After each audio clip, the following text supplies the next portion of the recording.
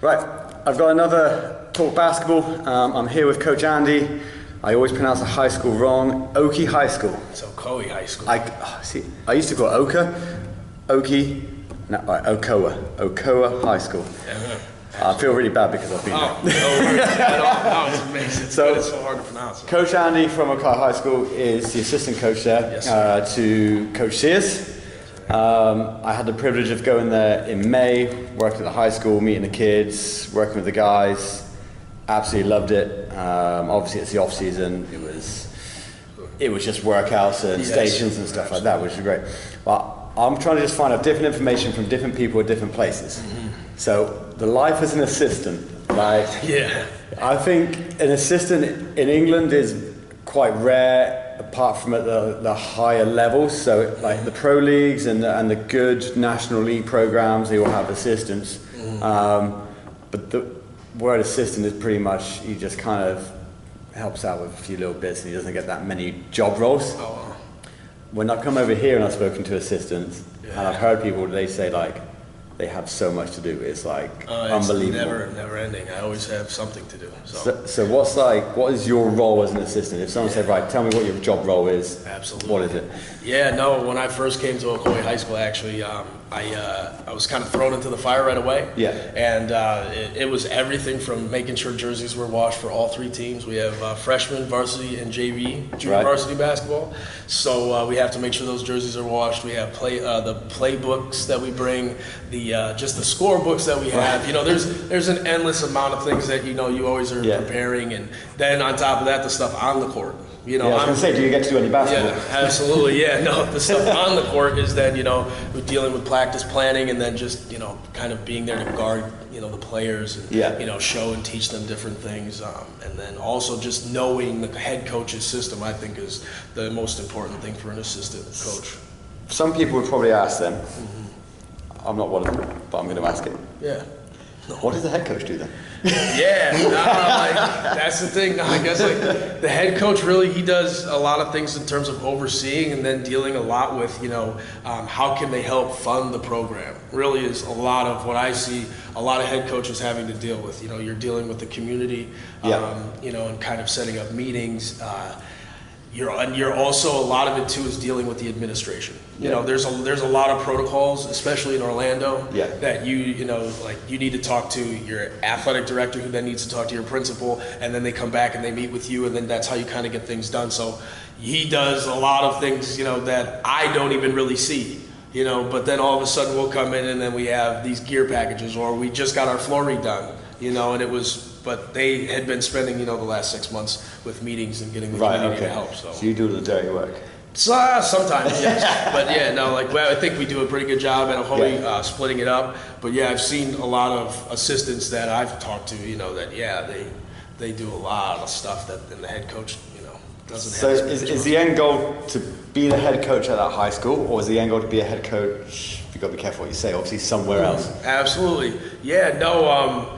I would like to eventually, but I've kind of restructured my plan a little bit. I'm starting to see a different wave of professional basketball leagues in the United States, and the age limit for the draft is switched. So I'm going to start a league of myself for players that at first they're kids that don't make their high school team, and then slowly kind of build it into, I hope it to be like a single A professional league for high school kids that get paid. That's serious. Yeah, that's the goal right now. Wow, that's amazing. Yeah, because you know, obviously you live in Florida and all that. Yeah. Do you live in Florida? Like, is it Orlando? I live. It's Ocoee, but you live in Ocoee. I do actually. Okay. Yes. With your wife and the little girl. Yes, sir. Amazing little girl. She's adorable. Thank you.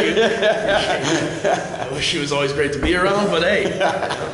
So, do you spend all summer working these sort of camps? Like, is this just a case of you work it to recruit? Well, obviously no, because you're in a high school, but do you just work it to bring in extra money just to get some more experience, to meet people? Yes, I'm here to meet coaches and also, you know, like we were doing, you know, learn from others, you know, ask questions. I think that this is a great place for that. Yeah. And all the coaches understand that too. And I think, you know, Mr. Kennedy did a great job kind of making the culture about coaches talking to other coaches. Yeah, I like it. You know what I mean? So that it makes you feel really comfortable to kind of go out there, even with guys that are, like you said earlier, ex-Division I guys, that you can just go up and, like I was talking to Coach Billy Hahn last night for an hour and a half on the porch, so and he goes to West Virginia, and that's where I went to school. He's been kind of like an idol that I looked up to a little bit, so it was really, really cool to be able to, actually finally sit down and talk to him, So do you, as a high school, do you think like the kids that come through your high school, they've got like these big hoop dreams. They want to go through high school, they want to go to a great college, they want to go play in the NBA,